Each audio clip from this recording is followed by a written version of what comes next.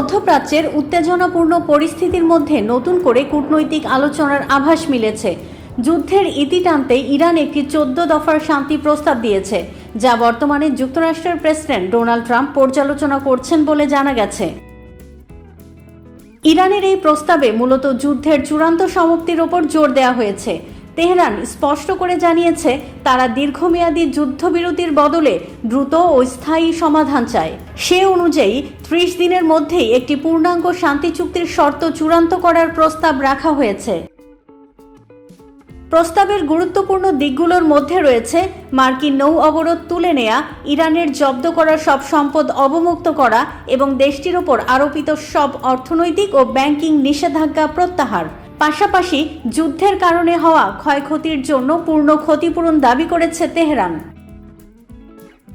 Iran আরও দাবি জানিয়েছে ভবিষ্যতে কোনো ধরনের হামলা না হওয়ার নিশ্চয়তা দিতে হবে এবং ইরানের আশপাশের সব মার্কিন সামরিক ঘাঁটি থেকে সেনা প্রত্যাহার করতে হবে।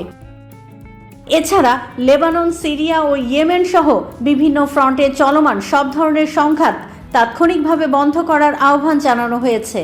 একই সঙ্গে কৌশলগত গুরুত্বপূর্ণ হরমুজ প্রণালীর জন্য একটি নতুন আন্তর্জাতিক ব্যবস্থাপনা কাঠামোর প্রস্তাব দিয়েছে ইরান। অন্যদিকে মার্কিন প্রস্তাবে যেখানে 2 মাসের যুদ্ধবিরতির কথা বলা হয়েছে, সেখানে ইরান সেটিকে অপর্যাপ্ত বলে উল্লেখ করে দ্রুত চূড়ান্ত সমাধানের ওপর জোর দিয়েছে। প্রস্তাব অনুযায়ী 30 দিনের মধ্যে একটি সমঝোতায় পৌঁছানোর পর ইরানের পারমাণবিক কর্মসূচি নিয়ে আরও 1 মাস আলোচনার সুযোগ রাখার কথাও বলা হয়েছে। এখন এই 14 দফা প্রস্তাবের বিষয়ে ওয়াশিংটনের আনুষ্ঠানিক প্রতিক্রিয়ার অপেক্ষায় রয়েছে Tehran. Next level, well done, side by side, fridge.